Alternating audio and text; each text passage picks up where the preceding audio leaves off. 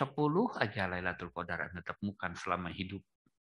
830. Gusti manya ada yang dilipatkan 100.000 coba kebaikan. Itu apa? Ibadah di tanah suci. Oh, pantas sih ongkos nage mahalnya. Umroh 30.000, ukur 10 poe. Poe 10 juta manya buruhnanya 100.000. Tapi ada yang lucu. Ada yang nilai dilipatkannya unlimited. Innama yuwaffas sabiruna ajrahum bighairi hisab. Orang yang sabar itu imbalan dari Allah itu tanpa angka. Hanya Allah tahu yang tahu sendiri. Jadi unlimited kan. Nah, itu kan jelas bebas berat sebelah lah ya. Nah, sekarang di saat dosa yang tidak dilipatkan, kan dosa nggak ada dilipatkan. Tapi ampunan dosanya berlipat-lipat. Dari mulai anytime, harian, mingguan, tahunan, seumur hidup sekali, sesudah mati. Anytime. Kita bisa istighfar, astagfirullah. Anytime. Kita bisa birrul walidain. Anytime. Kita bisa sayang kepada anak istri. Anytime kita bisa berbaik dengan tetangga. Itu semuanya mengandung ampunan. Ada yang harian sholat 5 waktu ampunan. Bagi mahasiswa kuliah, benar ngapoe itu ampunan. Bagi karyawan, masuk kantor disiplin itu ampunan. Man amsakalan minta abi aisyah amsa magfuran lahu. Kalau ada seorang karyawan di sore harinya kecapean. Karena apa? Capek karena tugas. Bukan karena baca Quran, bukan karena wiridan, bukan karena sholat, bukan. Capek karena tugas kantor. Sore hari takutnya diampur aku Gusti. Gusti mah. Itu yang harian. Belum yang mingguan. Tadi kita Jumatan. Itu menghapus antara Jumat yang lalu sampai Jumat sekarang ditambah 3 hari. Karena minimal nggak bisa 7, minimal harus 10. Terus ada yang tahunan ya Ramadan ini. Oh Ramadan masa bulannya. Oh itu mah sih deterjen dikeum sambil break. Oh itunya itu mah kembali ke fitrah, tapi hanya vertikal. Oh, ada yang seumur hidup sekali dibere naon haji eta mah vertikal jeung horizontal tapi syarat mabrur teh. Ulah menang teu nya. Setelah meninggal kan wajib disolatkeun. Benar. Wajib disolatkan. Bahkan Rasulullah mengatakan kalau yang menyolatkannya lebih 40 orang, wajibat syafaat. Itu akan memberikan syafaat. Lamun 40 orang, dibikin 4 baris saja. Jadi lamun ayat nusolatna ukur 20 jelema, dibagi 4, 5. Nah itu bisa lolos. Sesudah meninggal, nah itu bagi yang percaya atau tidak percaya rek tahalil rek teu karep dinya itu namanya. Nah, sekarang permasalahannya apa? Setelah meninggal pun dia masih mendapat ampunan. Jangan dikira ini bulan Ramadan. Ya udah. Ada keterangan hadis bila datang bulan Ramadan maka semua siksa kubur diberhentikan selama Ramadan. Bayangkan. Makanya aku lihat kenapa di kita suka ada kurang masanya. Nyawer non nadrana. Nyekar itunya menghadapi Ramadan nyekar. Ya. Di selama bulan Ramadan. Makanya begitu takbir sedih deui, aduh aing kudu asup deui. Kayak gitulah. Sedih lagi dia. Jadi setelah meninggal pun ya dia akan menerima kiriman dari doa sesama muslim. Makanya ketika kita sholat, assalamualaikum ayuhan nabiyyu warahmatullahi wabarakatuh, assalamualaikum wa ala ibadillahis sholihin. Ini doa sesama muslim. Kemudian setiap khotib di seluruh dunia dalam khutbah kedua, bahkan menurut Imam Syafi'i rukun khutbah, Allahumma ighfir lil mu'minin wal muslimin wal muslimat al ahya'i minhum wal amwat. Amin, seluruh dunia amin. Aya bagian al amwatna etanya al ahya'i minhum wal amwat. Bukan hanya itu, coba bayangkan. Walaupun orangnya udah mati, tapi ampunan masih berjalan, pahala masih berjalan dari apa? Dari sedekah jariah. Pernah ngadosenan, ngajar gitu ya. Pernah jadi rektor, ngebangun ke dia, bangun dia gitunya.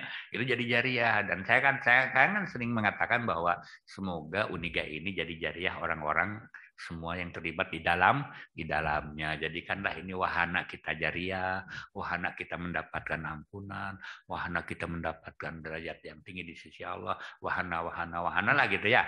Jadi ulah lebihkan ke lembaga ini jadi wahana pepaseaan, wahana rebutan, wahana silih tikam dari belakang, naudzubillah ya, dijauhkan lah ya. Gitu ya. Jadi itulah, itu di akhirat ya, masih mendapatkan kocoran. Jelema meges maut. Tapi pahalanya terus ngalir. Aduh, Ari Abi mah kumahanya sewaktu aku hidup aku nggak punya jariah. Tara ngabangun masjid, tara nyumbang masjid.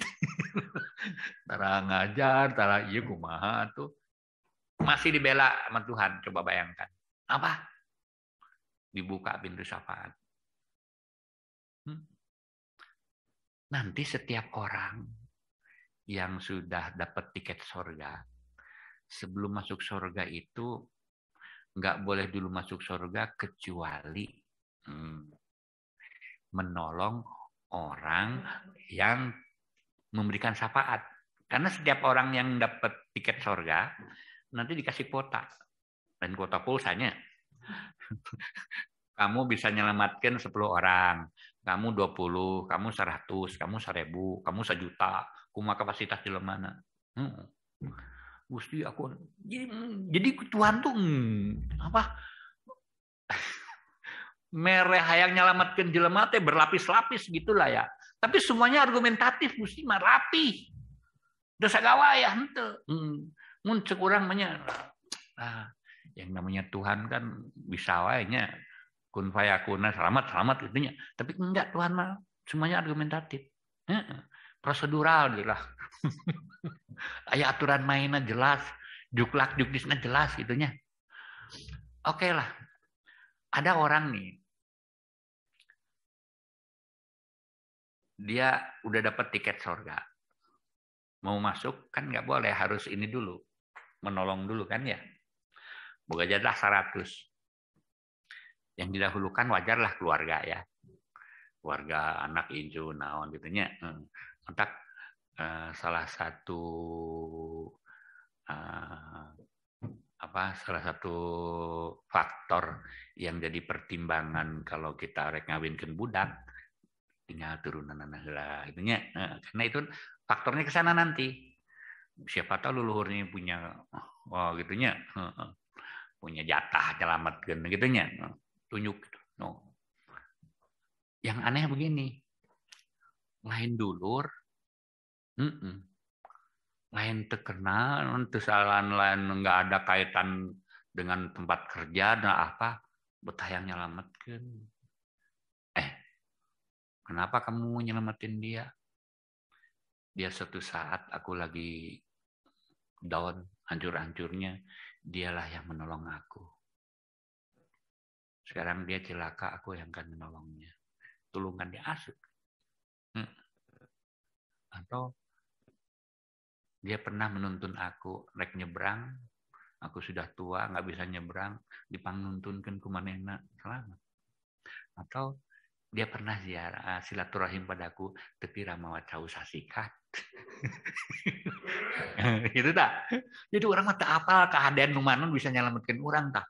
Oh, saking anunya Tuhan itu ya. Yang aneh lagi gini, maaf aja. Kamu kok ingin nyelamatin dia? Kenapa? Kalau itu mah oke lah. Dia mah hidup satu zaman dengan kamu. Kalau dia kan hidupnya di atas di bawah kamu jauh. Kamu udah meninggal tahun 500, dia mau orang baru hidupnya tahun 1443 Hijriah. Apa alasannya? Ya Tuhan, walaupun aku meninggal di tahun 500 Hijriah, di abad ke-15 Hijriah ini, ada aja orang yang mau ziarah padaku dan berdoa di makamku, ya Allah ampunilah dosa orang ini. Selamatkanlah ia, masukkanlah ia surga. Mana aku udah diijabah ku Allah.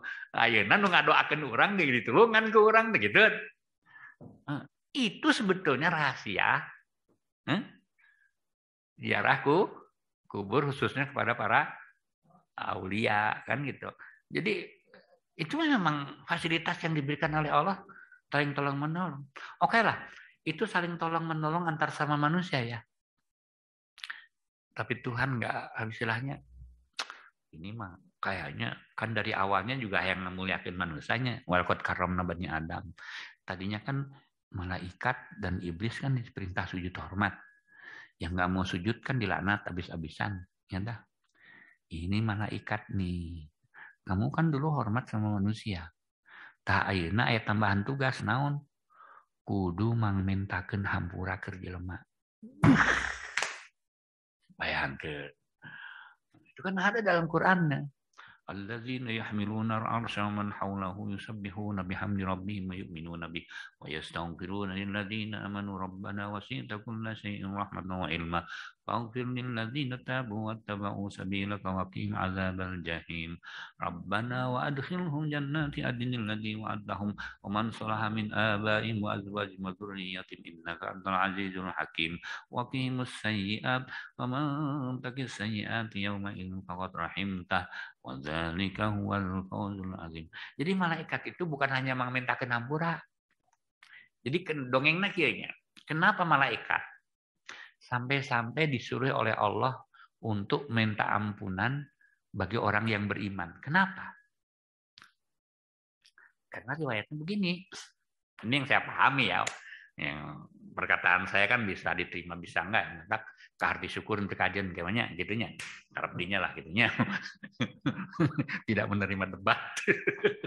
Rek terima syukur untuk bios gitunya. Enggak ada kepentingan saya mah. Gini. Jadi ketika di dalam tafsir surat menceritakan Harut wa Marut. Jadi malaikat itu ada semacam obrolan antara malaikat. Dipikir-pikir enak ya jadi manusia. Cuma gitu. Sok ayeuna urang. Urang rek minta hampura ka Gusti. Bener teu? Kan Gusti teh ngejawab. Dosa naon maneh? Malaikat, dosa apa kamu? Kok minta ampuna? Oh iya ya. Tapi orang yang minta hampura kersaha. Ya, kalau kamu ingin minta ampun itu, memintakan hampura ke si tontowi. Nureba dosa. Akhirnya, semua malaikat diperintahkan untuk memintakan ampunin bagi orang yang beriman. Malaikat komunitas goib bukan? Nu goib bae dipirang hampura ka jelema ka urang. Nari orang memintakan hampura kan mungkin maut itu menangan gitunya. Ya enggak sih karep dinya itu banyak. Gitu lah. Jadi itulah. Jadi malaikat itu mengmentakeun hampura ke urang. Sehingga ada obrolan begini antar malaikat. Enak ya jadi manusia, cuma gitu. Manusia mah diberi syahwat urang mah henteu. Manusia mah jenis kelaminna ada urang mah henteu. Manusia bisa bobogohan orang itu bisa. Manusia pengantenan orang itu, manusia mah dahar putui, dahar jengkol orang itu. Ini enggak? Manusia dengan mudahnya berbuat dosa. Orang nu dititah mangmentakeun hampura. Manusia dihampura ku Gusti asupkeun sawarga. Orang nu dititah ngajaga sawargana. Gusti ngeunahnya jadi manusia. Mata kan aya manusia nu hayang jadi manusia. Non malaikat nu hayang jadi manusianya. Nah, dalam cerita itulah. Tapi wallahu alam lah ya. Jadi itulah. Jadi Allah itu sampai mengkondisikan sedemikian rupa. Bagaimana hayang nyelamatkan manusia tapi dengan prosedural gitu loh. Terus agawaya dengan argumentatif. Sampai-sampai di akhir ketika syafaat dibuka masih kene picilakaun masih kene dari mananya sedekah jariah teu boga teu bisa katulungan dengan ku syafaat teu bisa oge katulungan lewat terakhir coba Gusti yang dulungan jelema kumaha laporan malaikat ya Allah jelema ini manusia ini dosa-dosanya banyak sekali pahalanya juga habis pakai bayar tagihan. Walah gitu ya. Apa kata Tuhan? Siapa namanya? Ibrahim. Hah? Ibrahim nama kekasihku atau nama Ibrahim nama nabi. Asa teu pantes. Asa teu pantes karena Ibrahim di neraka. Geus asupkeun. Sampai segitunya Tuhan tuh. Argumentasi ada aja. Gitu. Sampai gini, ada wanita pelacur coba. Malaikat laporan Gusti itu jelema teh tukang lacur. Kudu asup neraka ieu kumaha gitu. Heula aku Gusti ditingali. Eta bakat ku hayang nyalamatkeun benernya. Kumaha coba? Ini punya kebaikan ini. Ini bisa diangkat menjadi isu nasional. Bisa diviralkan. Naon kebaikanana? Suatu saat dia pernah menimba aya anak anjing kehausan dibere cai ku manehna. Ini ada analisa para ulama ya. Kunaon dosa lacur nu sakitu gedena bet bisa dihampura ku Gusti gara-gara mere cai ka anak anjing. Dianalisa, ternyata Allah mengampuninya itu karena Allah tidak mau kalah oleh makhluknya. Gusti piraku eleh ku awewe. Awewe, sanajan maneh tukang lacur, tapi di hate maneh aya rasa kanyaah sanajan anak anjing. Bari anak anjing acan nu najisnya. Maneh aya rasa kanyaah, kamu ada rasanya kasih sayang terhadap makhluk Allah walaupun itu binatang. Udah. Masa aku nggak punya kasih sayang sama kamu? Berarti aku eleh dong sama kamu. Karena Tuhan nggak mau kalah. Ayo. Gitulah. Jadi sampai Tuhan, makanya kalau Anda membaca berbagai kitab tafsir, saya sampai berani mengambil kesimpulan begini. Dan ini menurut para mufassirin, arjal ayat yang paling memberikan harapan di dalam Al-Quran itu cuma 2 ayat yang paling hebat harapannya. Apa juga? 1, qul ya ibadiyalladzina asrafu ala anfusihim la taqnatu min rahmatillah innallaha yaghfiru dzunuba jami'a innahu huwal ghafurur rahim. Hai orang-orang yang banyak dosa, jangan kau berputus asa terhadap rahmat Allah. Rahmat Allah yang begitu banyaknya kamu anggap gak ada, sama dengan engkau menganggap Tuhan tidak ada. Sama dengan kafir. Sampai segitunya itu. Sok, ayo mending mana hampura. Asal jelas prosedurnya lah gitu, argumentasinya. Jadi Gusti ngahampuran dengan mana pernah minta hampura kan gitu. Itu 1. Kedua, surat Wadduha. Wadduha wal laili idza saja ma wadda'aka rabbuka wa ma qala walal akhiratu khairul laka minal ula wala sawfa yu'tika rabbuka fatarda. Jadi Nabi Muhammad sallallahu alaihi wasallam itu Orang yang sangat sayang terhadap umatnya. Umatnya. Dia memikirkan tuh umatnya. Bukan umat yang sehidup dengan zaman dia.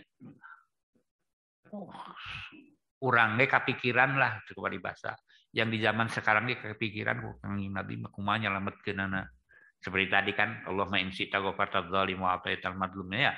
Itu salah satunya. Sampai-sampai Rasulullah begini. Oleh Allah tuh diberi pilihan. Ya Muhammad, pilih salah satu di antara dua. Apa ya Tuhan?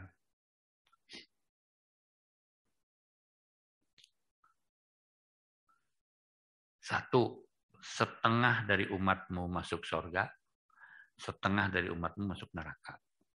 Itu menggunakan sistem kuota. Kuota banyak ya. Tapi yang kedua, tidak menggunakan sistem kuota, tapi kamu wayahna kudu capek. Diberi wewenang syafaat suka-suka kamu, siapapun yang engkau tunjuk untuk diselamatkan, aku akan selamatkan. Wah, itulah yang dipilih oleh Rasulullah. Siap capek, yang penting one by one ku selamatkan umatmu. Kalau Rasulullah ego mah ya enggak sih, setengah-setengah lah yang mereka sarele gitunya. Tapi mah enggak Rasulullah mah. Jadi aku siap menolong satu persatu, one by one. Jadi arjal ayat itu dua tadi. Jadi kuliah ibadiyah ladzina asrafu ala anfusihim la taqnatu min rahmatillah. Kemudian bahwa ada muncul bahasa orangnya ada semacam agreement lah ya. MOU lah antara Allah dengan Muhammad gitu ya. Bahwa Allah akan memberikan keselamatan untuk siapapun yang engkau tunjuk. Asal engkau tunjuk aja. Allah akan ijabah. Ini banyak orang yang nggak ngerti.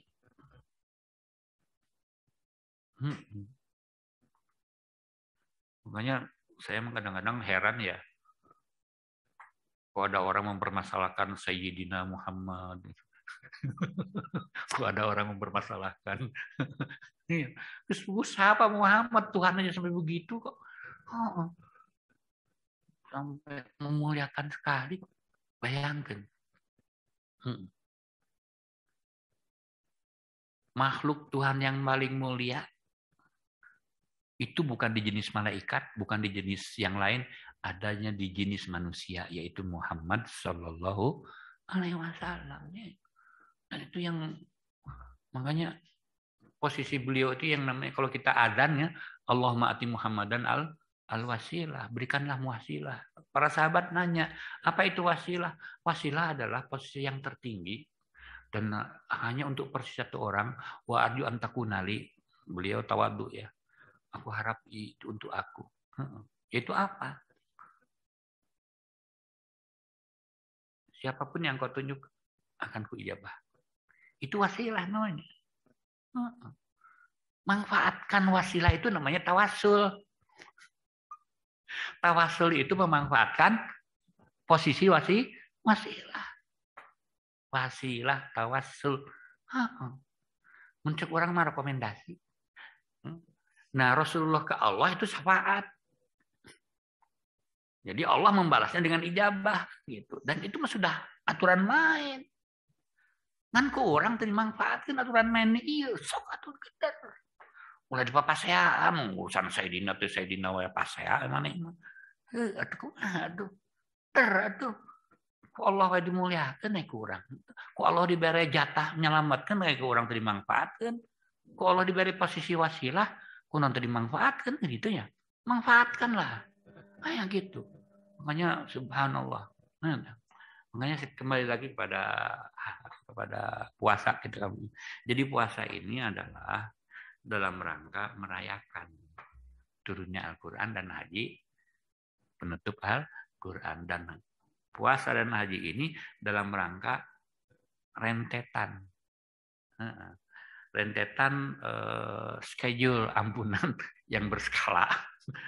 Yang anytime, yang harian, yang mingguan, yang tahunan, yang seumur hidup sekali, yang ada ini, yang nanti setelah meninggal dengan tahlilan, baru dia ada dengan sedekah jariah, nanti ada dengan syafaat, nanti ada dengan kebijakan Tuhan sendiri ya. Kemudian untuk demi memuliakan manusia, membela manusia, diberikan sistem penilaian amal yang berat sebelah tadi.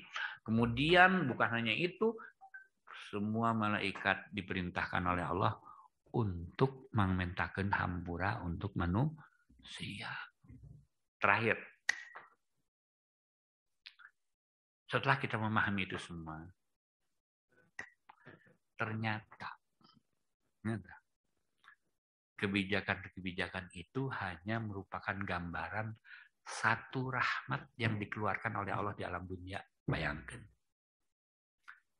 Sampai Allah mengatakan, aku memiliki 100 rahmat. Itu untuk pendekatan pemahaman aja ya, misalkan 100 lah. Angka kan mudah ya dipahami. Dari 100 ini, hanya satu yang kuturunkan di alam dunia.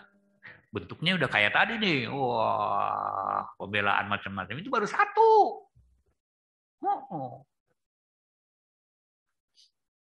Yang 99 gimana?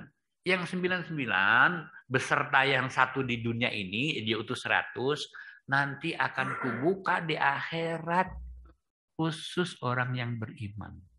Yang satu ini dibagi-bagi kabeh, yang iman, yang tidak beriman, yang manusia, ya hewan, ya alam, semuanya kebagian tina hiji.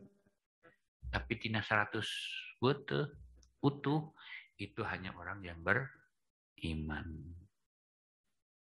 Apa coba yang kita pahami?